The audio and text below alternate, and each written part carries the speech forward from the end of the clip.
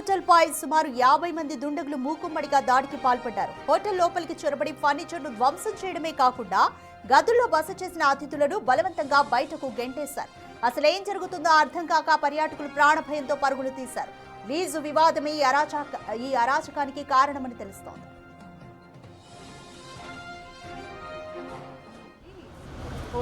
Kit number 40.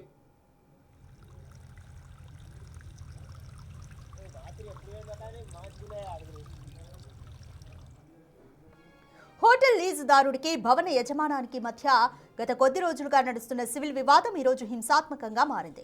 సుమారు 50 మంది గుర్తు తెలియని వ్యక్తులు కర్రలతో హోటల్లోకి చొరబడ్డారు. అక్కడ ఉన్న సిబ్బందిని భయభ్రాంతులకు గురిచేసి రిసెప్షన్ గదుల్లో విధ్వంసం సృష్టించారు. కనీసం బట్టలు సర్దుకునే అవకాశం కూడా ఇవ్వకుండా గెస్టులను బలవంతంగా హోటల్ నుంచి ఖాళీ చేయించి రోడ్డు మీదకు పంపిస్తారు. ఈ ఆకస్మిక దాడితో విదేశీ పర్యాటకులు, ఇతర రాష్ట్రాల నుంచి వచ్చిన అతిథులు తీవ్ర భయాందోళనకు గురయ్యారు. సమాచారం అందుకున్న గచ్చిబౌలి పోలీసులు ఘటనా స్థలానికి చేరుకుని పరిస్థితిని సమీక్షిస్తున్నారు.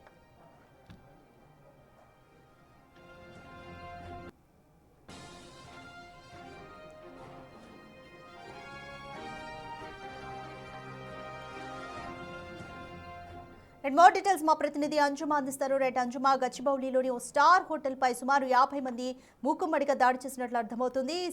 సివిల్ వివాదమే దీనికి కారణమా, మరేదైనా ఉందా? ప్రస్తుతం అక్కడ సిచ్యువేషన్ ఏ విధంగా ఉంది?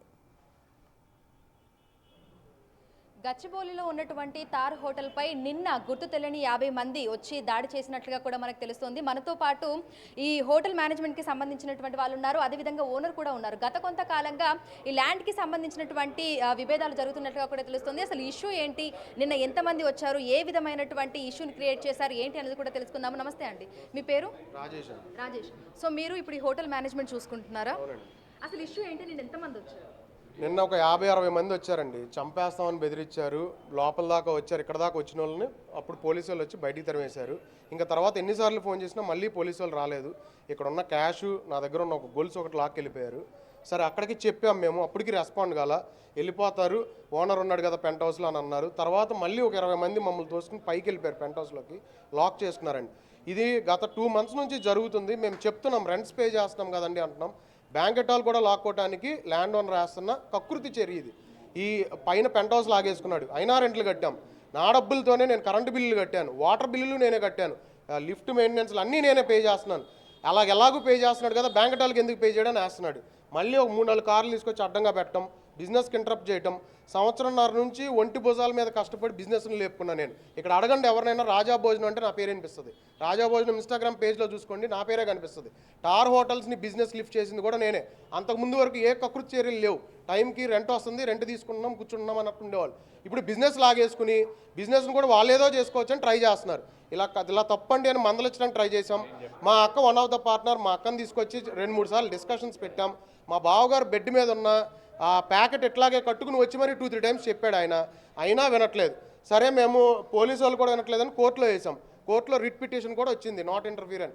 అయినా సరే పోలీసు వాళ్ళని కూడా అతిక్రమించి నిన్నటి నుంచి ఇట్లాంటి దౌర్భాగ్య చర్యలన్నీ చేస్తున్నారు ఇక్కడ. అసలు నిన్న ఏం జరిగింది, ఎంతమంది వచ్చారు, ఎటువంటి ఇష్యూని ఇక్కడ క్రియేట్ చేశారు? 4 o'clock నుంచి 6 బ్యాచ్ ఒకళ్ళు, ముస్లిం బ్యాచ్ ఒకళ్ళు, ఇట్లాంటి బ్యాచ్ ఒకళ్ళు, కొంతమంది 50-60 మంది తిరగటం మేము సెన్స్ చేసాం.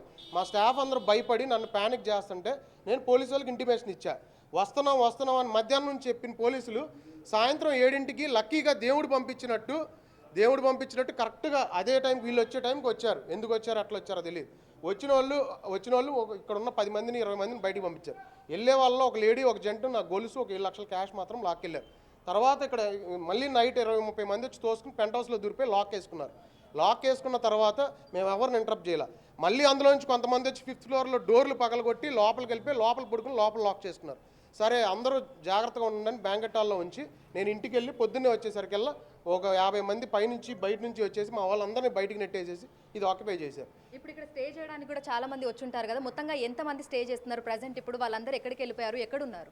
10 మంది దాకా ఉన్నారండి రూమ్స్లో. కస్టమర్స్ అందరిని తలుపులు కొట్టేసి బయటికి పంపించారు. స్టిల్ అక్కడికి మా మనిషి ఒక అతను, ఇంకొక అతను ఇంక 2 రూముల్లో ఉన్నారు జాగ్రత్తగా లోపల. ఈయన ఇప్పుడు మీరు వచ్చిన తర్వాత కిందకు వచ్చాడు. ఇంకో మనిషి ఇంకా స్టిల్ పైనే ఉన్నాడు. ఆయన మా అడ్వకేట్ అండి, లీగల్ అడ్వైజర్. నిన్న మీరు కూడా ఉన్నారా ఇష్యూ జరిగినప్పుడు? మీ జేబు కూడా చిరిగిపోయినట్టుగా తెలుస్తోంది. ఇప్పుడు జరిగింది ఇది వాస్తవానికి టెర్రరిస్టు కంటే ఘోరంగా ఉంది మా పరిస్థితి. 112కి కాల్ చేసి మేము ఎంత రిక్వెస్ట్ చేసినా సరే పోలీసు వాళ్ళు వీళ్ళతో కుమ్మక్క అయిపోయి మాకు సపోర్ట్ చేయడమే మానేశారు. ఇప్పుడు ఇది ఒక సివిల్ మ్యాటర్గా ఉన్నప్పుడు వీళ్ళు ఏదైనా కోర్టు నుంచి స్పెసిఫిక్గా ఆర్డర్ తెచ్చుకొని వీళ్ళని వెకేట్ చేయించాలి. కానీ ఈ విధంగా 50-60 మందిని తీసుకొచ్చి ఖాళీ చేయించడం అనుకోవడం అతని బుద్ధి తక్కువ పని. ఇప్పుడు చొక్కా మీరే చింపుకున్నారు అని అంటున్నారుగా? లేదండి, పైన సీసీటీవీ ఫుటేజెస్ కూడా లేవు, సీసీ క్యామ్స్ అన్ని బంద్, పవర్ లేదు, వాటర్ సప్లైస్ లేవు. ఒకసారి ఇక్కడ ల్యాండ్ ఓనర్ కూడా ఉన్నారు, ఒకసారి ఆయనతో కూడా మాట్లాడదాము. ఇప్పటి వరకు హోటల్ మేనేజ్మెంట్కి సంబంధించి అదంతా చూసుకుంటున్నాయని మాట్లాడారు. సో ఒకసారి ల్యాండ్ ఓనర్తో కూడా మాట్లాడదాము. మీరు చెప్పండి, అంటే ఇంతమందిని తీసుకొని వచ్చి ఈ ఇష్యూ క్రియేట్ చేయడానికి గల అవసరం ఏమొచ్చింది? ఎందుకంటే ఈ లీజ్ ఇష్యూస్ ఇవన్నీ కూడా కూర్చొని మాట్లాడుకోవాల్సిన వ్యవహారాలు కదా. సో ఎక్కడ చెడింది అంటారు? నేను ఈ బిల్డింగ్ ఓనర్ అండి. ఎంతో హార్డ్ అండ్ మనీతో ఈ బిల్డింగ్ కట్టాను. నేను రెంట్ ఇచ్చింది కూడా 4గురికి ఇచ్చాను. ఆ 4గురిట్లో ఎవ్వరు ఇక్కడ బిల్డింగ్కి రారు. 3 years అయిపోయింది, వాళ్ళు రావట్లేదు. ఎవరో కొత్త వాళ్ళని పెట్టారు without my permission. And according to the lease agreement there is no consent from the landlord of having this person who is lying left and right. He cannot be here in this building. Technically he is having illegal trespass being occupied in this building. So meme actually official ga 30 one second, let me complete. See, 30 days return notice ఇచ్చాం per the lease agreement. క్లియర్గా ఇచ్చాం. Lease holders అందరు accept చేశారు, acknowledge చేశారు. వీళ్ళు ఎవరో మాకు తెలియని వాళ్ళు ఊరికే మా పొజిషన్ని డిస్టర్బ్ చేస్తున్నారు. మా చూడండి, యాక్చువల్గా నా మీదకి మనుషులను పంపించి నా ముందే అడ్వకేట్స్ వచ్చి కటర్స్ వాడి కట్ చేస్తున్నారండి. అడ్వకేట్స్కి ఏం పని అండి ఇలాంటి ఇల్లీగల్ పనులు చేయడంలో? డిస్మాండిల్ చేయడానికి ట్రై చేస్తున్నారు. ఓపెన్ చేయండి, స్టాఫ్ ఇబ్బంది పడతారని చెప్పాం, వాళ్ళు ఓపెన్ చేయలేదు. కటర్ మేమేం కట్ చేయలేదండి. మా పొజిషన్ ఉంది, పెంట్ హౌస్ కూడా మా కింద ఉంది, అగ్రిమెంట్ లో పెంట్ హౌస్ మా కింద ఉంది, స్టాఫ్ కంటైనర్ మా కింద. మా పొజిషన్ ఆక్యుపై చేశాడు, లోపల లాక్ చేశాడు. మీరు ఆ లాజిక్ మిస్ అవుతున్నారు. And lease agreement lock in period లో ఆయన పెంట్ హౌస్ ఆక్యుపై చేశాడు. మరి పెంట్ హౌస్ లో ఒక బెడ్రూమే ఉంది. ఆయన ఎవరు ఆ ఆఫీస్ పెట్టుకున్నది ఎవరు అక్కడ? ఎందుకు పెట్టాడు ఆఫీస్? ఆయన పార్ట్నర్ అయితే బయట ఎక్కడైనా ఆఫీస్ పెట్టుకోవాలి. మాకు లీజ్ ఇచ్చిన ప్లేస్ లో వీళ్ళు ఆఫీస్ ఎలా పెట్టుకుంటారు లాగేసుకుని, వితౌట్ మాకు నోటిఫికేషన్ లేకుండా? మా అక్కకు కాల్ చేయమంటారా? మా అక్కతోనే చెప్పిస్తాను. నేను మా అక్కని తీసుకొస్తానండి, మాట్లాడదామని చెప్తానే ఉన్నాం, వాళ్ళు వినిపించుకోవట్లేదు. ఇలాంటి అన్యూజువల్ యాక్టివిటీస్ చేస్తున్న వాళ్ళని మీరు ప్రశ్నించాలి.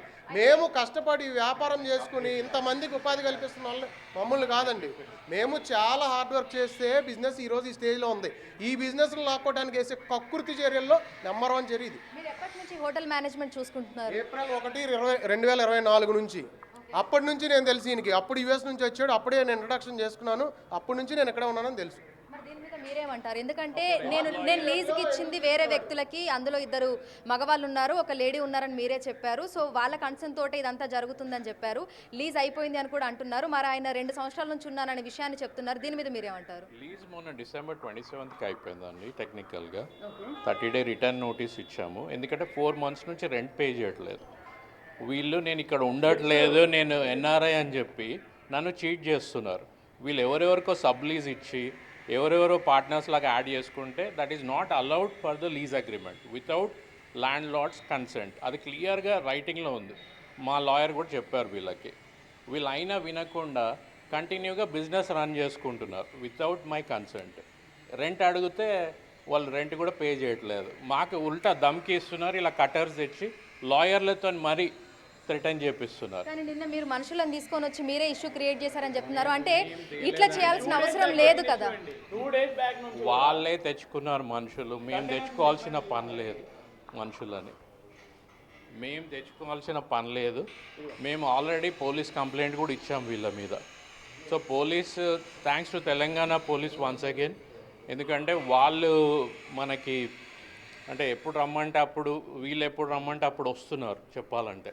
ఎందుకంటే ఇష్యూ వాళ్ళు కూడా చూస్తున్నారు, వాళ్ళ దృష్టిలో కూడా ఉంది ఇది ఎవరు ఏం చేస్తున్నారని. వాళ్ళకి లీజ్ అగ్రిమెంట్ చూశారు, లీజ్ టర్మినేషన్ నోటీస్ చూశారు, అన్నీ క్లియర్గా నిన్న పోలీస్ స్టేషన్లో కూడా మాట్లాడారు. సో మేము పొజిషన్లో ఉన్నాము, మా పొజిషన్ని డిస్టర్బ్ చేయొద్దు అని చెప్పారు వాళ్ళు. చెయ్యమని చెప్పే విధానం అయితే ఇది కాదు కదా. లేదు చెప్పామండి క్లియర్గా, వాళ్ళు వెళ్ళట్లేదు. ఏం చేస్తారు మీరు చెప్పండి. ఇదిగోండి నవంబర్లో నవంబర్ 17 నవంబర్ 2025 జిఎస్టీ కట్టుకుంటున్నాను. ఇంకో వ్యాలిడ్ పాయింట్ ఏంటంటే from the beginning half amount క్యాష్గా తీసుకునేవాడు, హాఫ్ అమౌంట్ వైట్లో తీసుకునేవాడు. ఆ ట్రాన్సాక్షన్స్ అన్ని మేము కోర్టుకి ప్రొడ్యూస్ చేసాం. క్యాష్గా తీసుకున్న ఫుటేజ్ కూడా మేము కోర్టుకి ప్రొడ్యూస్ చేసాం. ఇదే రెస్టారెంట్లో అదే సీట్లో క్యాష్ లెక్క పెట్టుకుని ఈయన అన్నయ్య ఇద్దరు తీసుకెళ్ళింది ఫుటేజ్ నేను సబ్మిట్ చేశాను. మేము బ్యాంకెటాల్లో కూర్చుని బ్యాంకెటాల్ లాక్కోవాలని ట్రై చేస్తున్నప్పుడు మేము ఇవ్వమండి, అట్లా కుదరదు, మాకు వ్యాపారం జరుగుతుందని చెప్పిన ఫుటేజ్ కూడా ప్రొడ్యూస్ చేశాను నేను. ఈచ్ అండ్ ఎవ్రీథింగ్ రికార్డెడ్గా ఉన్నాయి. ఇదిగోండి మేడం ఒక్క నిమిషం. ఇందాక ఆయన చెప్పినట్టుగానే పోలీసు వాళ్ళు మాకు చాలా సహకరించారు, మా అగ్రిమెంట్స్ చూశారు, వీళ్ళ పొజిషన్లో ఉండొద్దని చెప్పారు. There is no right of any police, వాళ్ళకి ఎట్లాంటి రైట్ లేదు సెటిల్మెంట్ చేయడానికి. స్టేషన్కి పిలిచి ఎట్లాంటి సెటిల్మెంట్ చేయడానికి లేదు, ఫస్ట్ థింగ్. సెకండ్ ఏంటంటే వీళ్ళు సివిల్ డిస్ప్యూట్లు ఉన్నప్పుడు కోర్టు నుంచి ఏదైనా ఆర్డర్ తీసుకొచ్చి వీళ్ళని వెకేట్ చేయించుకోవాలి. ఇట్లాగా ఒక టెర్రరిస్ట్ ఏరియా లాగా ఒక 60-70 మందిని తీసుకొచ్చి ఈ విధంగా చేయడం అనేది కరెక్ట్ కాదు. ఇప్పుడు మీరు పైకి వెళ్తే ఇంకా ఉంటారు, పైకి వెళ్తే ఇంకా ఉంటారు. మినిస్ట్రీ ఆఫ్ కార్పొరేట్ ఈయనకి ఎవరు ఇచ్చారో ఎల్ఎల్బి డిగ్రీ మాత్రము నిజంగా రీఎవాల్యుయేట్ చేయాలండి. ఎందుకంటే ఆయన్నే చింపుకొని చొక్క ఆయన మీకు వీడియో చూపిస్తున్నారు చూడండి. ఇదే చింపుకునేదంటే ముందే చింపుకుంటాం కదా. అంటే ఇప్పుడు ఆయనే చొక్కా చింపుకున్నాడని, లేదంటే వాళ్ళే వచ్చి మీ మీద ఈ విధంగా దాడి చేశారు అనే విజువల్స్ ఏమైనా ఉన్నాయా? వీళ్ళు ఎవరండి నిజానికి? మా లీజ్లో లేరు వీళ్ళు, మాకు సంబంధం లేదు లీజ్లో. టార్ హోటల్స్ అనేది ఇంకో దానికి ఇవ్వడం తప్పు. టార్ హోటల్స్ లో పార్ట్నర్స్ ఎంటర్ అవ్వకూడదు అనేది ఈయన ఎలా చెప్తాడు? ఒక్కటి తార్ హోటల్ అనేది ఎక్కడన్నా బిజినెస్ చేయొచ్చు. ఈ అడ్రస్ కాదు, ఈ అడ్రస్లో చేసుకోవాల్సిన పని లేదు. ఎక్కడన్నా బిజినెస్ చేసుకోవచ్చు. Business will have an address. That does not mean that they should do it only in this premise. అయితే వాళ్ళకి సంబంధం లేనప్పుడు, ఇప్పుడు ఆయనకు సంబంధం లేనప్పుడు మరి ఆయన మీకు రెంట్ ఎట్లా పే చేశారు? ఈ మెయింటెనెన్స్ ఇదంతా ఏ విధంగా చూసుకున్నారు? ఎందుకంటే ఆయననే 2 సంవత్సరాల నుంచి అది చెప్తున్నారు. టార్ హోటల్స్ నుంచి నేనే రెంట్ పే చేసింది, బిజినెస్ మేనేజ్ చేసింది నేను మా అక్క కలిసే రెంట్స్ కట్టాం. బిజినెస్లో ఎవ్రీ ట్రాన్సాక్షన్ చేసింది నేనే. From April 1, 2024 onwards each and every transaction help from my hands. ఇక్కడ కష్టపడింది నేను, డెవలప్ అయింది నేను. మా అక్కకి ఇంట్లో పొజిషన్ బాగోక, అక్క నువ్వు సైలెంట్గా ఉండి నేను చేస్తాను బిజినెస్ అని చేసా, చూపించా. అది చూసి ఇప్పుడు ఈర్ష్యకి ఓర్చుకోలేక ఈ మొత్తం ప్రాపర్టీ లాక్కొని ఇక్కడ ఏదో బిజినెస్ చేద్దామని అనుకుంటున్నారు. బిజినెస్ అనేది అందరు చేయగలిగేది కాదండి, సత్తా ఉన్నాడు మాత్రమే చేయగలిగాడు. అది నేను ఇక్కడ ప్రూవ్ చేసుకున్నాను. రాజాభోజనం అనే బ్రాండ్ క్రియేట్ చేశాను, టార్ హోటల్స్ అనే బ్రాండ్ లేపాను. కాబట్టి ఇవాళ రోజు నేను ఇక్కడ ఉన్నాను. ఇలాంటి కక్కుర్తి చేరికి నేను అడ్డుపడుతున్నాను. దీని మీద మీరేమంటారు? ఎందుకంటే వాళ్ళు ఇప్పుడు ప్రూఫ్స్ చూపిస్తాము, నేనే రెంట్ పే చేశాను. ఎవరైతే 3 లీజుకి తీసుకున్న వాళ్ళు ఉన్నారో, 2 వెళ్ళిపోయిన తర్వాత మా అక్క పరిస్థితి బాలేక, మా అక్క వాళ్ళ బాబా పరిస్థితి బాలేక ఈయన మొత్తం చూసుకుంటున్నానని చెప్తున్నారు. అయితే రెంట్స్ కూడా ఈయననే పే చేస్తున్నాను. ఏవైతే మీకు బ్యాంక్ అకౌంట్స్ ఉన్నాయో, హెచ్డిఎఫ్సి కానీ లేదంటే ఇతరత్ర బ్యాంక్ అకౌంట్స్ ఉన్నాయో వాటి త్రూ తార్ హోటల్స్కి నేనే పే చేస్తున్నానని చెప్పేసి అని ప్రూఫ్స్తో సహా చూపిస్తున్నారు. మరి దీని మీద మీరేమంటారు? ఇప్పుడు నా దగ్గర కూడా ప్రూఫ్స్ ఉన్నాయండి, నేను కూడా చూపిస్తాను. తార్ హోటల్స్ నుంచి వస్తుంది కానీ that does not mean that it's coming from an individual. అంటే ఇప్పుడు ఈ హోటల్కి సంబంధించి అసలు రెంటే రావట్లేదా మీకు? ఆయన వచ్చినప్పటి నుంచి లైక్ 2024 April 1 నుంచి రావట్లేదండి క్లియర్గా. అది వాళ్ళకు నోటిఫై చేశాను, వాళ్ళేమో కట్టట్లేదు. డేట్ తీసుకోండి. ఇప్పుడు చూడండి నవంబర్లో పే చేసి అక్టోబర్లో చూపించమనండి. సరే మీకు ఏ ప్రూఫ్స్ కావాలో నేను వచ్చి చూపిస్తానండి. పార్షియల్ గా ఎవ్రీ మంత్ ఇలాగే తీసుకున్నాడు, ఎవ్రీ మంత్ ఇలాగే మొత్తం. ఒక్క సింపుల్ లాజిక్ అండి, ఎప్పుడైనా టెనెంట్స్ టైంకి రెంట్ పే చేస్తే ల్యాండ్ లార్డ్ రాడు. ఎప్పుడైతే టెనెంట్స్ స్కిప్ చేస్తారో రెంట్స్, అప్పుడే ల్యాండ్ లార్డ్ వస్తాడు. ఎందుకంటే లీజ్ అగ్రిమెంట్ ప్రకారం రెంట్స్ ఆన్ టైంలో పే కావాలి. ఇష్టం వచ్చినట్టు పే చేయడం కాదు. పెంట్ హౌస్ కి మాకు బిజినెస్ చేసుకోవడానికి ఆస్కారం ఉన్నా కూడా మొత్తం ఆక్యుపై చేసి ఈయన ఉండటం ఏంటండి? మేము తీసుకున్న దాంట్లో that is to lock in పీరియడ్లో ఏ ఇంటిమేషన్ లేదు. దౌర్జన్యంగా లాగేసుకున్నారు, ఇప్పుడు దౌర్జన్యంగా లాగేసుకుందామని ట్రై చేస్తున్నారు, దౌర్జన్యంగా స్టాఫ్ని బయటకు నెట్టేశారు. మరి లాక్ ఇన్ పీరియడ్లో మా పరిధిలో ఉన్న పెంట్ హౌస్ ఎందుకు తీసుకున్నారు? ఆయనకున్న బెడ్రూమ్ ఒకటే కదా వాడుకోవాలి. ఆ బెడ్రూమ్ వాడుకున్నంతకాలం మేమేం మాట్లాడలేదు. రెంట్ కట్టాం, అన్నీ చేసేసాం. లాగేసుకున్న తర్వాత కూడా కట్టాం, ఇప్పటికీ కడతాం. అయినా సరే ఇట్లాంటి కకృతి చర్యలు చేస్తుంటే మేమేం చేయాలి? అక్కడికి పోవాలి. దట్టు మమ్మల్ని చంపేయడానికి 50 మందిని తీసుకొస్తే మా స్టాఫ్లో ఎవరికైనా ఏమైనా జరిగి ఉంటే ఏంటి పరిస్థితి? నేను ఒకటి చెప్తానండి మీ మీడియాకి, యాక్చువల్ గట్టిగా మాట్లాడితే ఇక్కడ చాలామంది నిజమైపోతుంది అని అనుకుంటారు. మా దగ్గర అన్ని ప్రూఫ్స్ ఉన్నాయి. వాళ్ళు ఎంత గట్టిగా మాట్లాడినా మా దగ్గర ప్రూఫ్స్ ఉన్నాయి. వాళ్ళకి కావాలంటే ఒరిజినల్ లీజ్ అగ్రిమెంట్ తీసుకొని రమ్మనండి, ఎందుకంటే ఇది ఫోర్జరీ కూడా చేసినట్టు మాకు డౌట్ వస్తుంది. వాళ్ళు ఏదైతే కాపీ చూపిస్తున్నారో లీజ్ అగ్రిమెంట్. సో మాకు ఇవన్నీ అబద్ధాలు చెప్పి మాకు ఏం ఇంట్రెస్ట్ ఉంటుంది యాజ్ అ ల్యాండ్ లార్డ్ చెప్పండి. Again once again land lord will not interfere if they pay rent in time. And మన లీజ్ అగ్రిమెంట్లో 3 months నుంచి రెంట్ పే చేయట్లేదు అని అంటే for 3 months the lease gets automatically terminated without any notice యాక్చువల్గా.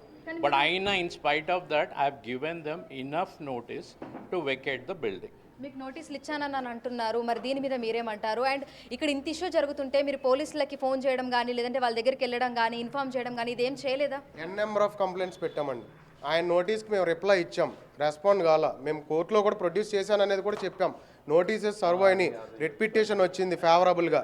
ఇదంతా తెలుసుకునే రాత్రి నుంచి ఇలాంటివి చేస్తున్నాడు మమ్మల్ని ఏం చేయలేక.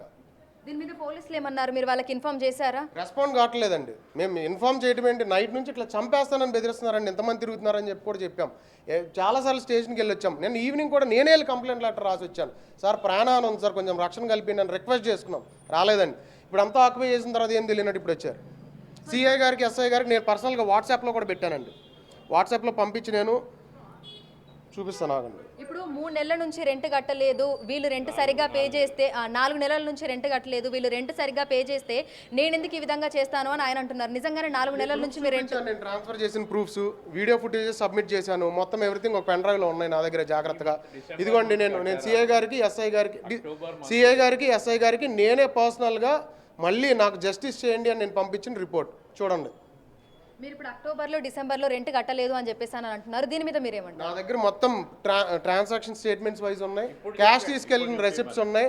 4-5 సార్లు ఇతను వచ్చి సిగ్నేచర్ చేసి తీసుకెళ్లేవాడు, 4-5 సార్లు అతను వచ్చి సిగ్నేచర్ తీసుకెళ్లేవాడు. నేను ఎప్పుడు జాగ్రత్తగా ఉంటాను. అట్లాగే నేను ఎవ్రీథింగ్ ఫుటేజ్ తీసుకున్నాను, మొత్తం రికార్డెడ్గా పెట్టుకున్నాను. నేను ఎవ్రీథింగ్ సబ్మిట్ చేశానండి, అన్నీ సబ్మిట్ చేశాను, ఏది సబ్మిట్ చేయకుండా లేదు. ఈ మంత్ ఫస్ట్ నుంచి కూడా సార్ ఇది తప్పండి, ఇట్లా కాదు, బ్యాంకెటాలు అడుగుతున్నారు, అది అస్సలు తప్పది. బ్యాంకెటాల్లో మాకు బిజినెస్ జరుగుతుంది. బ్యాంకెటాలు లాక్కుంటే కార్పొరేట్ సారు వాళ్ళు రాకపోతే రూమ్స్ ఫిల్ అవ్వవు, మేము అట్లాగే బిజినెస్ గ్రో చేసుకుంది, దయచేసి అర్థం చేసుకుని రిక్వెస్ట్ చేస్తున్నాం.